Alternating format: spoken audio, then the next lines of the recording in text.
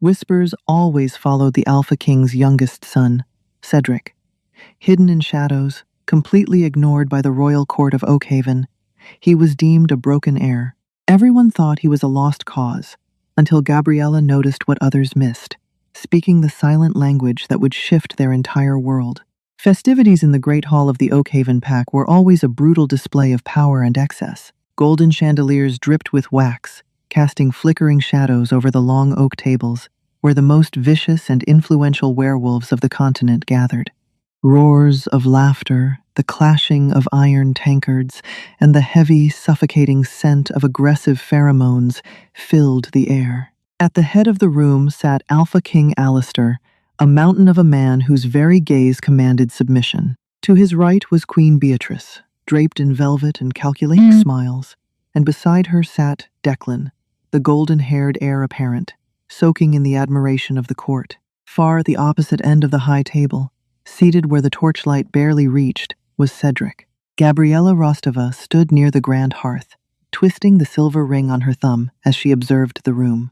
As the daughter of Lord Harrington, a diplomatic envoy from the harsh northern ridge, she was accustomed to watching the subtle dynamics of a pack before engaging, but her eyes kept drifting back to the dark-haired prince at the end of the table. Cedric was a phantom in his own home.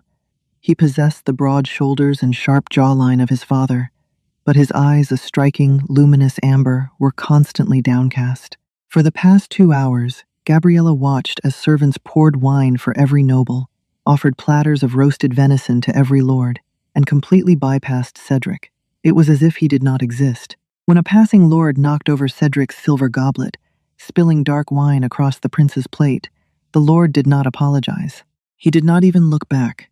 Cedric simply took a linen cloth and quietly wiped the mess away himself, his face an unreadable mask. In werewolf society, voice was everything. The alpha command, the supernatural booming frequency that forced lesser wolves to their knees, was the ultimate measure of strength. A wolf without a voice was considered cursed by the moon goddess, a genetic dead end, a creature to be pitied and shunned. Cedric had not spoken a single word since he was 7 years old. Gabriella felt a knot of anger tighten in her chest.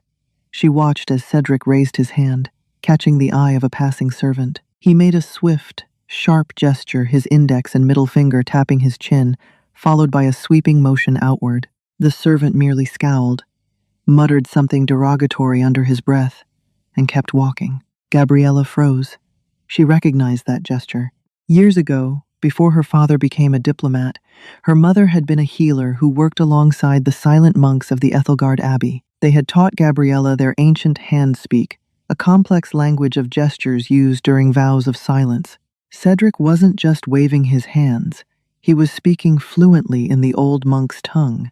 He had asked the servant for water. Before she could overthink the political ramifications of her actions, Gabriella smoothed the skirts of her emerald gown and navigated through the boisterous crowd. The closer she got to the king's table, the heavier the air felt, thick with the intimidating auras of high-ranking wolves.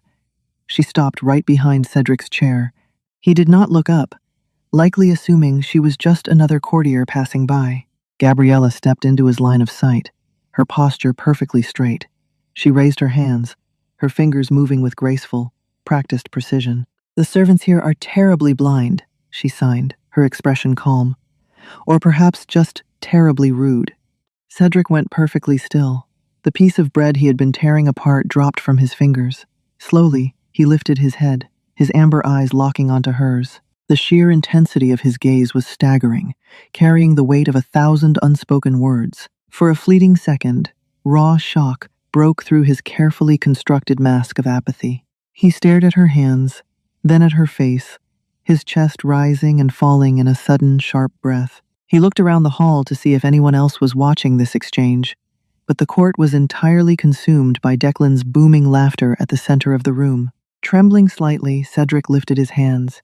His long, calloused fingers moved in rapid succession. "You know the silent tongue?"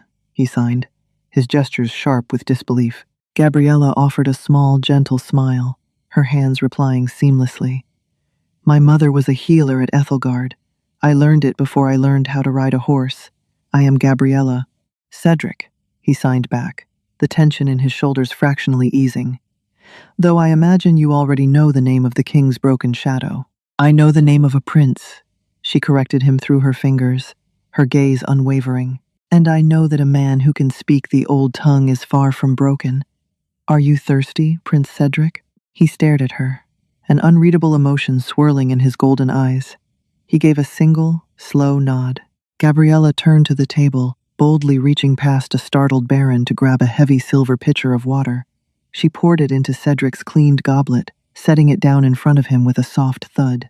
Several nobles nearby paused their conversations, glaring at Gabriella for breaking protocol by serving the disgraced prince, but she ignored them entirely. "Thank you," Cedric signed, his hands moving with a grace that mesmerized her. "You are welcome," she signed back. "Perhaps tomorrow, if you are inclined, you could show me the palace gardens. I am told they are beautiful, and I find the company in the great hall rather lacking in manners." A ghost of a smirk played at the corner of Cedric's mouth. It changed his entire face, making him look dangerously handsome. He signed a simple agreement, and as Gabriella walked away, she could feel his heavy amber gaze tracking her every step through the crowded hall. The Royal Library of Oakhaven was a forgotten sanctuary. Dust motes danced in the pale moonlight that filtered through the high arched windows, settling over thousands of leather-bound tomes. King Alistair's court favored brawn and battle strategy. They had no use for history or philosophy. For Cedric, however, the library was his kingdom, and now it was their secret meeting ground. It had been 3 weeks since the banquet. In that time, Gabriella and Cedric had met almost every evening among the labyrinth of towering bookshelves. Their relationship had bloomed in complete, profound silence. Gabriella sat on a velvet chaise lounge, a dusty atlas open on her lap, while Cedric leaned against the adjacent bookshelf, his arms crossed over his chest. In the quiet solitude, she had discovered the brilliant mind hiding behind the mute facade. Cedric was a tactical genius. Through rapid hand gestures, he had dissected the pack's failing agricultural policies, mapped out the weaknesses in the border patrols, and analyzed the corrupt trading routes. Lord Harrington was currently trying to negotiate. "Your father is being played," Cedric signed, his expression serious as he looked at Gabriella. "The southern lords are intentionally inflating the price of iron. If your father signs the treaty tomorrow, the northern ridge will be bankrupt by winter." Gabriella frowned, her hands moving quickly. "How do you know this? You are never invited to the council meetings." Cedric tapped his temple, a bitter smile on his lips. "I am a ghost, Gabriella. People do not guard their words around a ghost. They think because I cannot speak, I cannot hear, nor understand. I sit in the alcoves reading, and they discuss treason right in front of me." "You should tell the king," she urged. "Alistair needs to know his council is corrupt." Cedric's eyes darkened, the gold swirling with sudden hostility. He pushed off the bookshelf, pacing the narrow aisle. His hands flashed in angry, sharp movements. "My father does not care about my mind. He only cares about the Alpha Command. A king must roar to keep his wolves in line. I cannot roar. Therefore, to him, I am nothing. Declan is his future." Gabriella stood up, leaving the book behind. She stepped into his path, forcing him to stop pacing. She reached out, gently touching his arm. The muscles beneath his linen shirt were rigid like coiled steel. "You are more of an alpha than Declan will ever be," she signed softly, holding his gaze. "Declan is loud, but he is reckless. You are wise. But Cedric, I have read the medical texts. Muteness in werewolves is incredibly rare. The regenerative healing of our kind usually repairs vocal cord damage. What happened to you?" Cedric stiffened.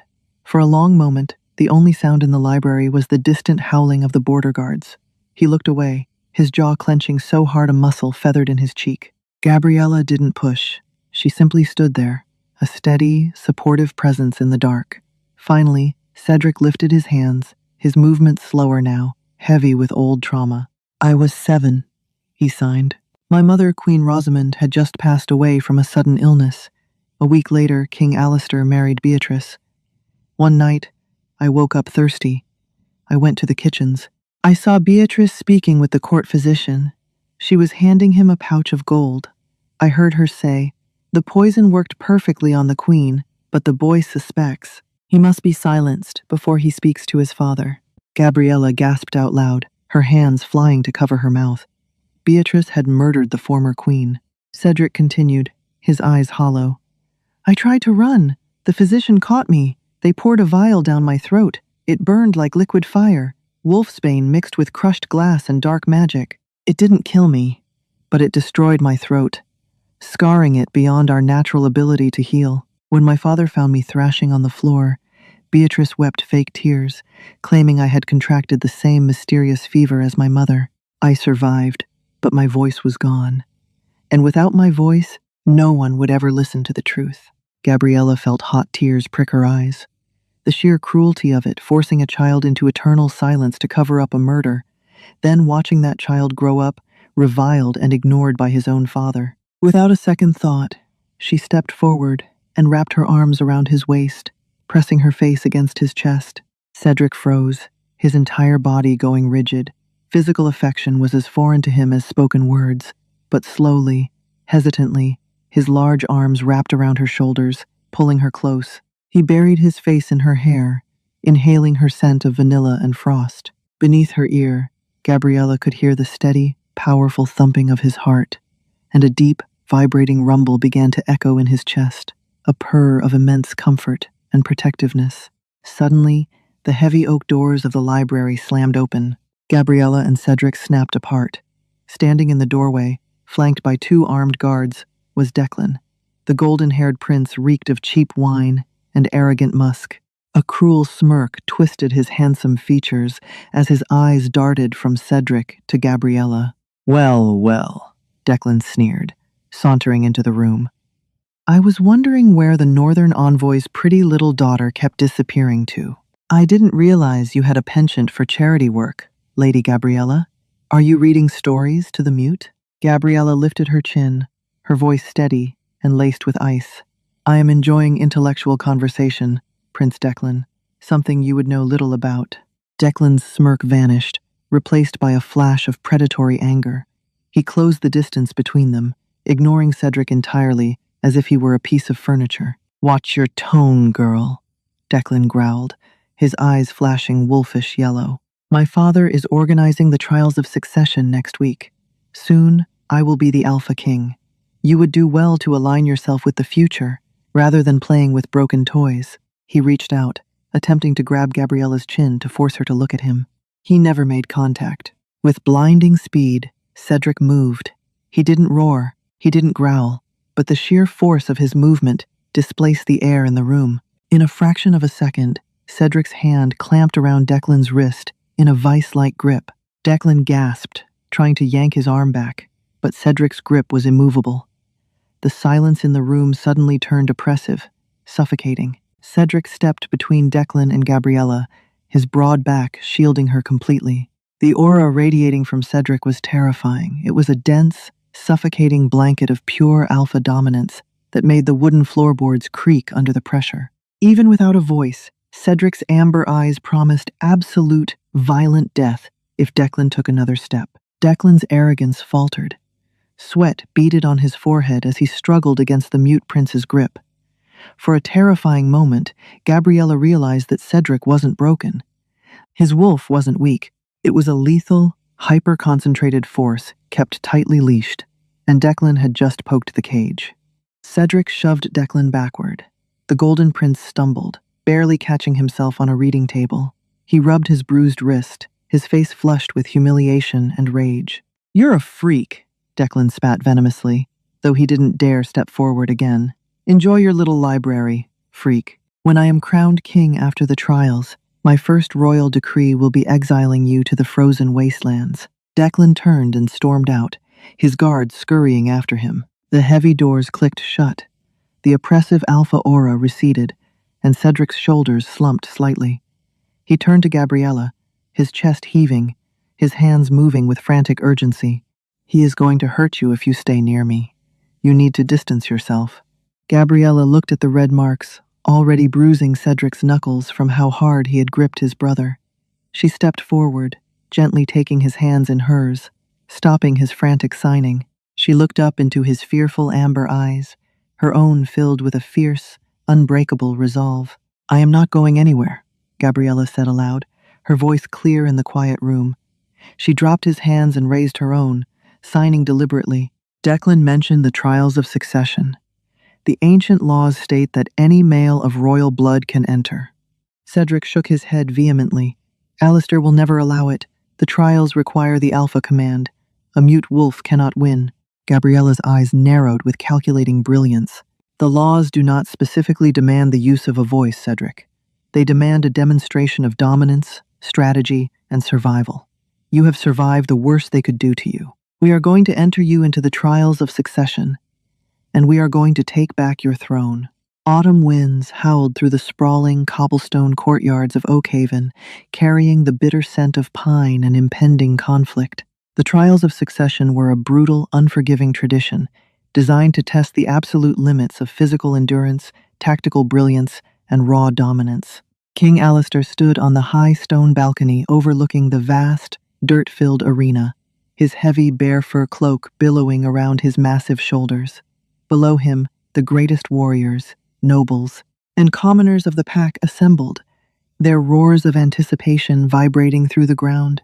Gabriella had worked tirelessly in the shadows, pulling strings with her father's political connections. Specifically, she leveraged old, forgotten debts owed by the wealthy and influential Lord Rothschild, a real private name known in both human and werewolf realms alike, for financing wars, building empires, and possessing enough wealth to cover up royal scandals. Rothschild owed her father a life debt from a border skirmish decades ago, and Gabriella fiercely collected on it. She used his undeniable financial leverage over the Oakhaven Council to bypass the traditional vocal declaration required to enter the trials. She presented a written, blood-sealed petition on Cedric's behalf to the elders. Bound by ancient law and paralyzed by their debts to Rothschild, they had no choice but to accept it. When Cedric stepped into the muddy arena alongside Declan and 3 other high-born, muscular challengers, a collective gasp rippled through the thousands of spectators. He wore simple, dark leather armor, his raven hair pulled back tight, his amber eyes locked forward in a gaze of terrifying calm. Declan scoffed, projecting his voice loud enough for the entire Colosseum to hear. "The mute thinks he can lead a pack? He can't even call for a healer when he bleeds. He will die in the woods before sunset." Cedric completely ignored his half-brother, slowly turning his gaze toward the grandstands where Gabriella sat draped in northern furs. He raised his right hand and tapped 2 fingers over his heart, a silent promise. She placed her hand over her own heart in return, her breath hitching with a mixture of terror and absolute faith. The first trial was the Labyrinth of Shadows, a dense, ancient forest located at the edge of the territory, filled with deadly spiked traps, poisonous flora, and starved, feral rogue wolves. The ultimate goal was to retrieve a silver banner hidden at the dead center of the woods. When the war horn blew its deafening blast, Declan and the other 3 challengers immediately shifted into their massive, monstrous wolf forms, roaring and tearing into the brush with reckless, brute force. Trees splintered and dirt flew as they raced to prove their speed. Cedric did not shift. To Gabriella's absolute awe, he remained in his human form, running silently, with the lethal grace of an apex predator. He tracked the broken branches and heavy, careless paw prints left by his arrogant brother. Cedric knew brute strength would only attract the ravenous ferals. Instead, he used his intellect. He navigated the deadly labyrinth by reading the damp moss on the trees, feeling the subtle shifts in wind patterns, and perfectly evading the steel traps Declan had carelessly stumbled into. Deep in the rotting heart of the woods, Declan's arrogance finally caught up to him. He was completely surrounded by a dozen rabid, bloodthirsty rogue wolves. He roared his alpha command, forcing 2 of the weaker ferals to submit, but the sheer numbers overwhelmed his supernatural frequency. Claws raked across his flank, and he was losing blood quickly, his shimmering golden fur matted with dark crimson. He slashed wildly, panic finally setting in as the circle of jaws closed around him. From the shifting shadows of the trees, Cedric emerged. He didn't issue a single sound. Instead, he unleashed his aura. It wasn't a roar.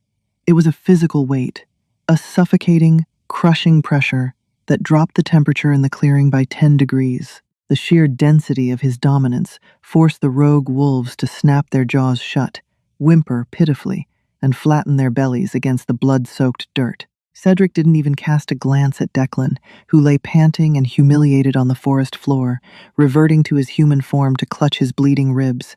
Cedric simply walked past the cowering ferals with aristocratic grace, retrieved the silver banner from the twisted roots of an ancient oak, and returned to the arena. He emerged from the tree line entirely uninjured, spotless, and completely silent. The crowd was stunned into a breathless hush. King Alistair gripped the balcony railing so hard the wood splintered beneath his calloused hands. No one in the history of Oakhaven had ever subdued feral rogues without vocal dominance. Cedric had done it with sheer, terrifying presence. Gabriella smiled triumphantly, but her blood ran cold when she noticed Queen Beatrice across the grandstand, whispering frantically to a group of armed guards. The Queen's eyes were wide with panic. She finally realized Cedric was a genuine threat, and cornered prey was always the most dangerous. Tension thickened the air like a looming thunderstorm by the time the final trial arrived 3 days later. The combat of wills was the ultimate, inescapable test, a direct confrontation of dominance, where the last two standing challengers had to force their opponent into total submission. It was a battle of souls, traditionally won by the loudest, most crushing alpha roar. Only Cedric and Declan remained. Declan's torso was heavily bandaged from the labyrinth, his pride severely wounded, making his movements reckless, erratic, and highly unpredictable. "You humiliated me in the woods," Declan spat venomously, pacing the center of the sand-filled arena, his golden eyes flashing with murderous intent. "But you can't hide behind stealth and tricks here. I am the future king. Submit to me, you broken freak." Cedric stood perfectly still in the center of the ring. With slow, deliberate movements, he unbuckled his heavy leather chest plate, letting it drop heavily into the dirt. He stood bare-chested, revealing a muscular torso mapped with silvery, jagged scars from a lifetime of brutal training in isolation. He raised his hands, looking directly past Declan to where Gabriella stood gripping the barricade, and signed, "For you and for the truth." Declan lunged, shifting midair into his monstrous, golden-furred wolf form. He hit Cedric with the concussive force of a battering ram. Cedric took the brutal impact, his boots sliding backward in the dirt, creating deep trenches, but he absolutely refused to fall. He grabbed Declan's massive, snapping jaws, digging his heels firmly into the earth. The sheer, impossible physical strength required to hold off a fully shifted alpha while remaining in human form was unheard of. Yet Cedric was doing it. His muscles bulged, veins popping along his neck. Declan's massive chest expanded. He was preparing the ultimate alpha command. A booming, concussive roar ripped from the golden wolf's throat, a sound wave so violently powerful it shattered the glass lanterns surrounding the arena walls. Lesser wolves in the stands screamed, dropping to their knees and clutching their bleeding ears. Cedric's knees buckled under the sonic force. Dark blood dripped steadily from his nose. The command was biologically designed to crush the will of anyone who heard it. But Cedric squeezed his eyes shut, ignoring the pain, thinking of the quiet, dusty library, the comforting scent of vanilla and frost, and the brave girl who had given him back his voice through her hands. Cedric snapped his eyes open. His amber irises glowed with a blinding, ethereal, supernatural light. He didn't roar. He simply pushed back. An aura of absolute, primordial power exploded from Cedric's core. It was a dominance so ancient, so incredibly heavy, that the stone ground actually cracked and splintered beneath his boots. The invisible shockwave slammed into Declan, cutting off his deafening roar instantly. The golden wolf choked, his eyes rolling back as his massive legs trembled uncontrollably. Cedric took a step forward. 1 step. 2. He didn't speak a single word, but his aura screamed with the pent-up fury of 1,000 silenced years. The atmospheric pressure forced Declan's massive wolf form down. First, he collapsed to his knees, whining in agony. Then, his chest hit the dirt. Finally, with a whimpering gasp of absolute defeat, Declan rolled onto his back, exposing his vulnerable throat in total, humiliating submission. The arena was dead silent. The undisputed victor was the mute prince. Before King Alistair could even process the shock to speak, Gabriella vaulted over the barricade and marched into the arena. She had sent a trusted messenger to the Ethelgard Abbey days ago, and now, flanked by 3 towering, solemn, silent monks, stood the old royal court physician, trembling violently in his velvet robes. "King Alistair!" Gabriella's voice rang out, clear, melodic, and entirely unafrulo, I'm afraid. "The victor is Prince Cedric, but before the crown is rightfully passed, the pack must know exactly why your true heir was silenced." Under the crushing, lingering weight of Cedric's alpha aura, the cowardly physician fell to his knees in the dirt and confessed everything. He detailed Queen Beatrice's poison, financed by corrupt lords, and the brutal murder of Cedric's mother, the former queen. Sobbing, he confessed to holding down a 7-year-old boy and pouring crushed glass mixed with dark wolfsbane down Cedric's throat to permanently destroy his vocal cords. Alistair's face drained of all color. He turned slowly, his eyes blazing with a terrifying, lethal fury, to look at his wife. Beatrice tried to run, screaming for her guards, but the royal soldiers, now answering entirely to Cedric's undeniable dominance, seized her instantly, dragging her to the ground. The king looked down at the blood-stained arena, at the magnificent son he had shamefully ignored for over a decade. Cedric stood tall, victorious, his golden eyes filled not with petty vengeance, but with a weary, noble resolution. Alistair bowed his head in front of his entire kingdom, tears slipping down his weathered face, realizing he had almost lost his legacy to a murderer while his greatest protector suffered in silence. Months later, the Oakhaven pack thrived, like never before, under the brilliant, strategic rule of King Cedric. The Great Hall was no longer a place of deafening, drunken, aggressive roars, but of structured, respectful debate and flourishing trade. And firmly by the king's side sat Queen Gabriella. They communicated through a beautiful, intimate, silent dance of hands, a graceful language the entire royal court, and eventually the entire kingdom, was now required to learn. Cedric never regained his physical voice, but he truly didn't need it. His brilliant actions, his protective wisdom, and the extraordinary woman who loved him unconditionally spoke louder than any alpha's roar ever could. Did you love this story of betrayal, silent strength, and epic romance? Sometimes the most powerful voices make no sound at all. If Cedric and Gabriella's journey captured your heart, hit that like button right now. Share this video with your fellow fantasy romance lovers, and please do not forget to subscribe to our channel for more thrilling werewolf dramas and magical tales. What should we write next? Comment below.